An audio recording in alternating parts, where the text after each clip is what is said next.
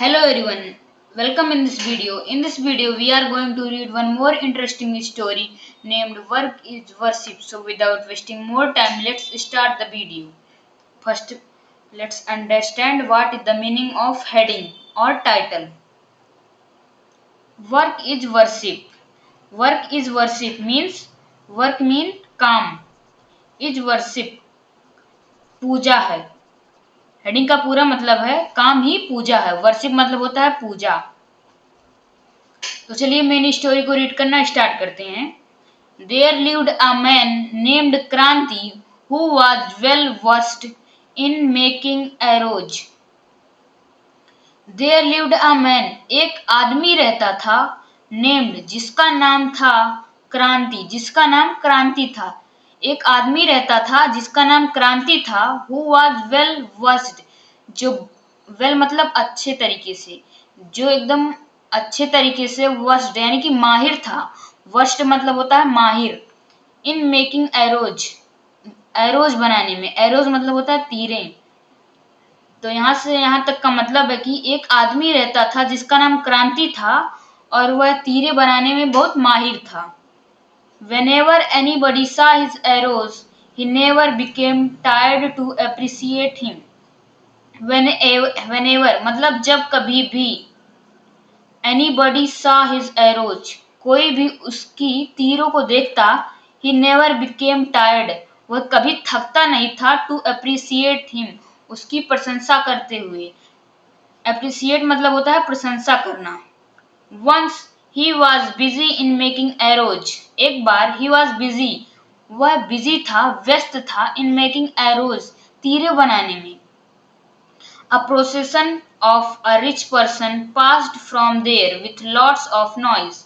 A procession, procession मतलब होता है जासूस, एक जासूस of a rich person, एक अमीर आदमी का, एक जासूस passed from there वहां से गुजरा with lots of noise, बहुत आवाज से, बहुत शोर से. noise मतलब आवाज, बहुत शोर या आवाज.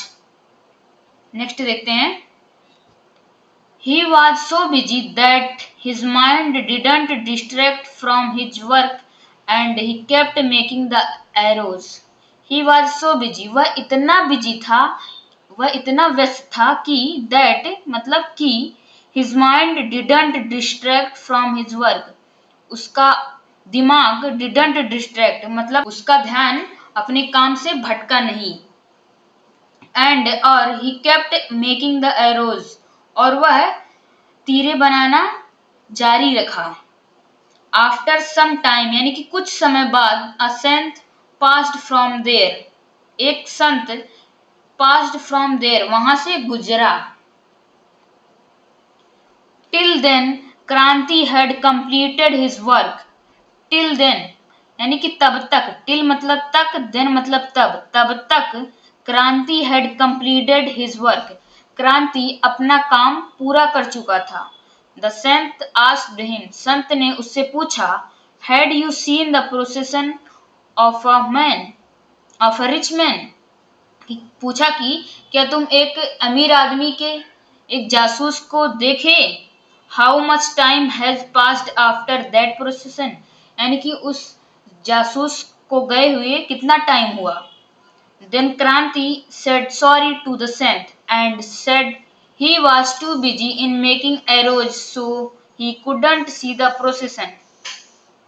Then Kranti said, तब क्रांति कहा, सॉरी क्षमा कीजिए, टू द सेंट संत से, यानी कि वह संत से कहा कि क्षमा कीजिए. एंड और सेड और कहा कि ही वॉज टू बिजी यानी कि वह बहुत व्यस्त था, इन मेकिंग एरोज तीरे बनाने में. सो ही कुडंट सी द प्रोसेसन, इसलिए वह जासूस को नहीं देख सका.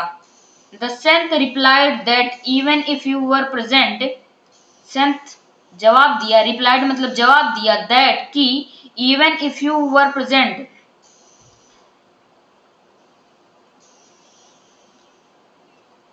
यहां तक कि इफ यू वर प्रेजेंट, यहां तक कि यदि तुम प्रेजेंट थे, you didn't here the sound of clarions and drums,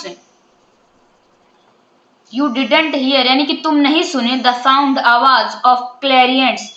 क्लैरियंट्स मतलब होता है शहनाई, एंड और ड्रम्स मतलब ढोल। तुम शहनाई और ढोल की आवाज नहीं सुने। देन द मैन रिप्लाइड, तब वह आदमी रिप्लाई दिया, उत्तर दिया। कौन मैन? क्रांति। My work is worship for me, यानी कि मेरा काम मेरे लिए पूजा है। वर्शिप मतलब पूजा। Whenever I do my work, जब भी मैं अपना काम करता हूं, I forget all things, मैं सभी चीजों को भूल जाता हूं। These sentences made the saint to touch the feet of Kranti. To touch the feet of the Kranti. These sentences मतलब ये जो वर्ड्स वाक्य बोला, made the saint यानी कि संत को मजबूर कर दिया, टू टच छूने को, द फीट ऑफ क्रांति क्रांति के पैरों को।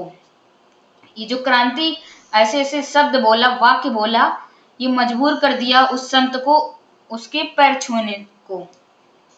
The Sant observed and said, Sant observe किया यानी कि नोटिस किया, एंड और सेड और कहा, I will also try to do my work with full dedication.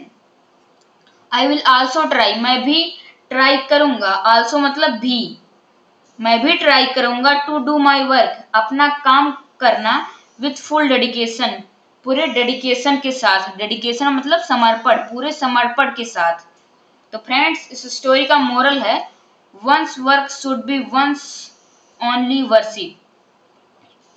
एक का काम should be one's only for worship, यानी कि एक का काम केवल वही उसकी पूजा होनी चाहिए।